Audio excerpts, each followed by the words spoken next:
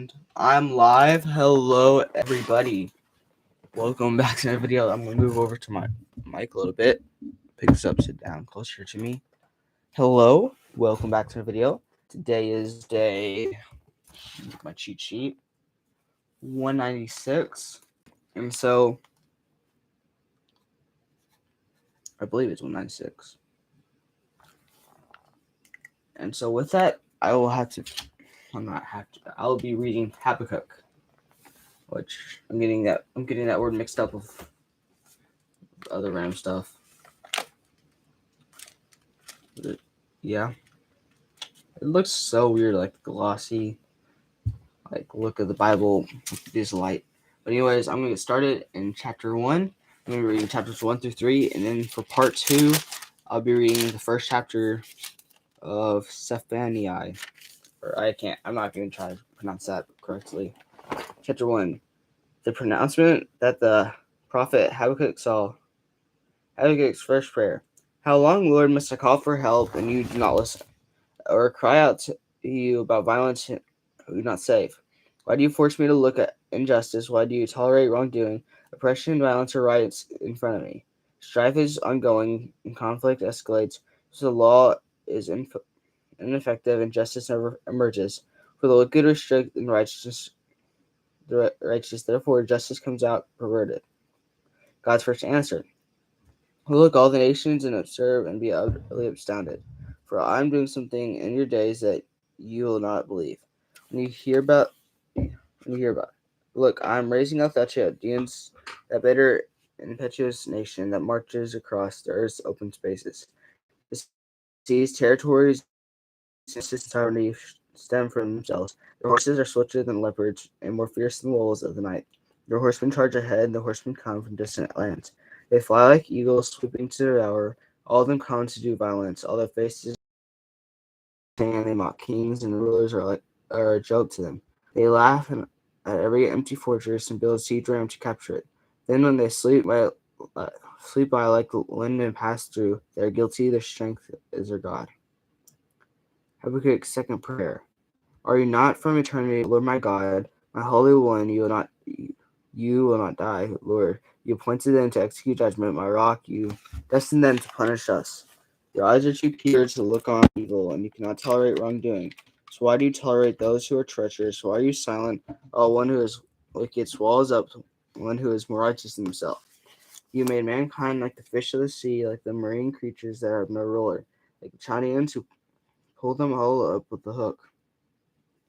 Catch them in their dragnet and gather them in their fishing net. That is why they're glad to rejoice. That's why they sacrifice to their dragnet and burn incense to their fishing net. For by these things their portion is rich, and their food is plentiful. Will they therefore empty their nets and continually slaughter nations without mercy? Chapter 2. Habakkuk waits for God's response. I'll stand at my guard post and station myself on the lookout tower. I'll watch to see what you'll say to me and what I should reply about my complaints. God's second answer. The Lord God answered me, write down this vision, clearly inscribe it on tablets, so that one may easily read it, for the vision is yet for the appointed time. It testifies about the end, it will not lie. Though it delays, wait for it, since it will certainly come and not be late. Look, his ego is inflated, he is without integrity, but the righteous one will live by his faith. Moreover, wine betrays an arrogant man and is never at rest. He enlarges his appetite like Sheol, and like death he is never satisfied. He gathers all the nations for himself, he collects all the people for himself. The five low oracles. Once all these take up a taunt against him, with mockery rails about him, they'll say, woe to him who is amassed what is not his, how much longer, and loads himself with goods taken pledge.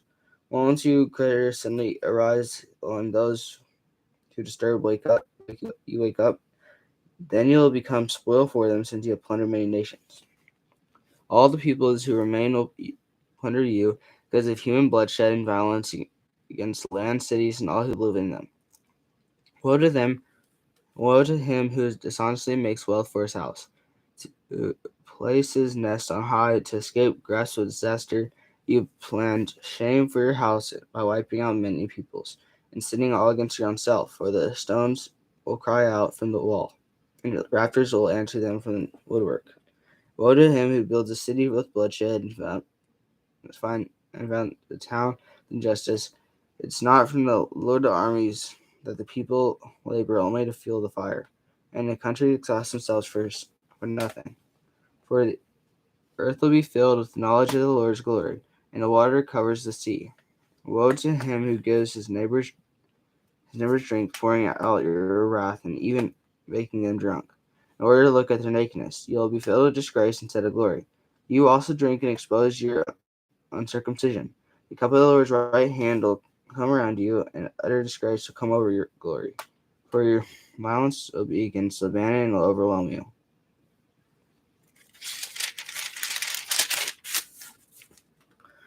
The destruction of animals will terrify you, because your human bloodshed and violence against land, cities, and all who live in them. What use is a carved idol after its craftsman carves it? It's only a cast image, a teacher of lies for the one who crafts it shape. Trust in it. It makes idols that cannot speak. Woe to them who says, "Wake up," or mute stone, to mute stone come alive. Can it teach? Look, it may be plated with gold and silver, yet there is no breath in it at all. For the Lord is a holy temple. Let the whole earth be silent in his presence. Chapter 3, the final chapter, Habakkuk's third prayer.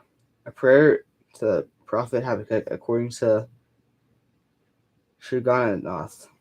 Lord, I have heard the report about you. Lord, I stand in all of your deeds. Receive your work in these years.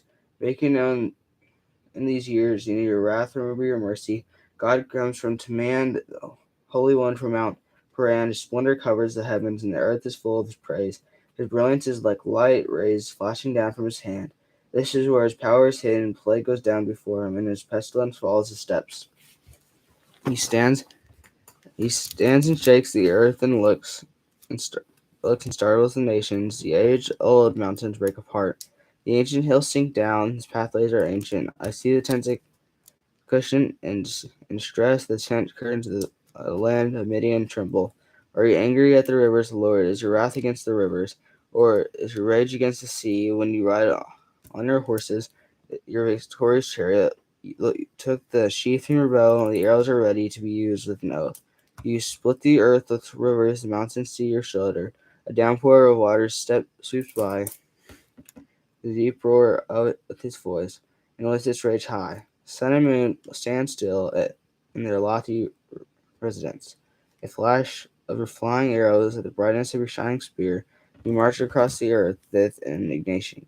You trample down the nations with wrath. You come to stay your people, to say you're anointed. You crush the leaders of the house of the wicked and strip them from foot to neck. Salah. That means you're supposed to think about what it just said. You come out to save your people, to say you're anointed. You crush the leader of the house of the wicked and strip him from foot to neck. That's what it says to think about. Pierce his head with his own spears. Warriors storm out to scatter us, gloating as if ready to secretly devour the weak.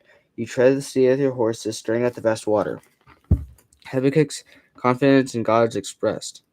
I heard, I trembled within, my lips quivered, the sound rottenness entered my bones.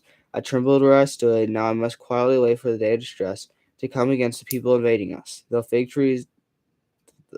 fig tree does not bud, and there is no fruit on the vines, though all of crop fails, and the fields produce no food. The flocks disappear from the pen, and there are no herds in the stalls. Yet I will celebrate the Lord. I will rejoice in the God of my salvation. The Lord is my Lord, is my strength, and he makes my feet like those of a deer and enables me to walk on mountains' heights. The choir director on string instruments.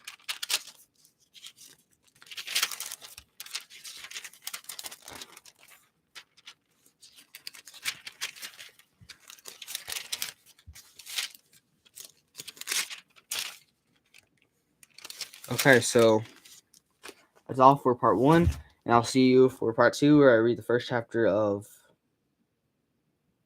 Zephaniah. Okay, so see you there.